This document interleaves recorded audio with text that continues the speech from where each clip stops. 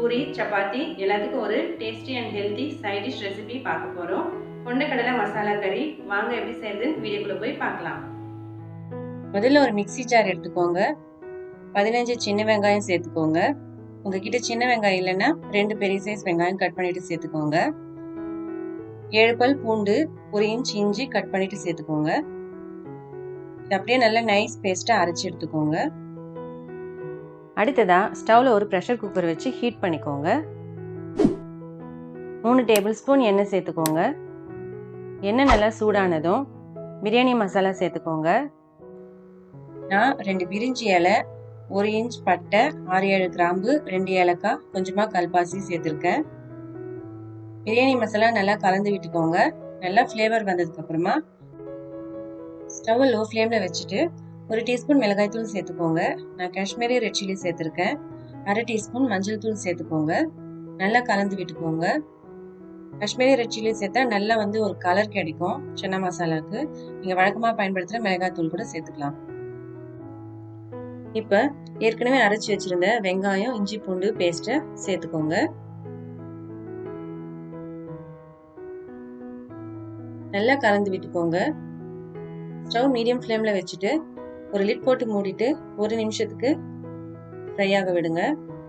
இஞ்சி பூண்டு பேஸ்ட்லேருந்து பச்சை வாசனை போகணும். வெங்காயமும் நல்லா வதங்கணும்.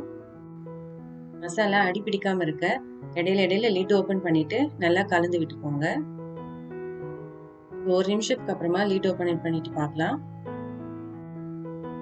இப்போ நல்லா மிக்ஸ் பண்ணி விட்டுட்டு 2 மீடியம் சைஸ் தக்காளி மிக்ஸி ஜாரில் சேர்த்து நல்லா நைஸ் பேஸ்டா அரைச்சி இதை சேர்த்துக்கோங்க.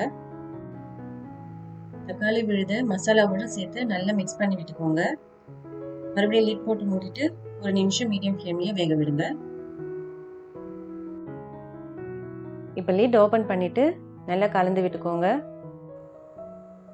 1/2 டீஸ்பூன் சீரகத்தூள் சேர்த்துக்கோங்க. 2 டீஸ்பூன் தனியாத்தூள் சேர்த்துக்கோங்க. சேர்த்துட்டு நல்லா கலந்து விட்டுக்கோங்க. இப்போ மறுபடியும் லிட் போட்டு மூடிட்டு 1 நிமிஷம் இந்த மசாலாவை நல்லா குக் ஆக விடுங்க. 1 நிமிஷத்துக்கு அப்புறம் லிட் ஓபன் பண்ணிட்டு பார்க்கலாம். நல்லா கலந்து விட்டுக்கோங்க. இப்போ நம்மளோட மசாலா ரெடி ஆயிடுச்சு. கடைசியா ஊற வச்ச கொண்டக்கடலை சேர்த்துக்கோங்க. 1 டீஸ்பூன் கரம் மசாலா தூள் சேர்த்துக்கோங்க. உங்க டேஸ்ட்க்கு ஏற்ற மாதிரி உப்பு சேர்த்துக்கோங்க. சேர்த்துட்டு நல்லா கலந்து விட்டுக்கோங்க. கொண்டக்கடலைய முன்னாடி நாள் நைட்டே ஊற வச்சிருங்க. ஓவர் நைட் ஊறணும். அப்படி இல்லாட்டி 8 to 10 மணி நேரம் நல்லா ஊற வச்சாதான் கொண்டக்கடலை நல்லா சாஃப்டா குக் ஆகும்.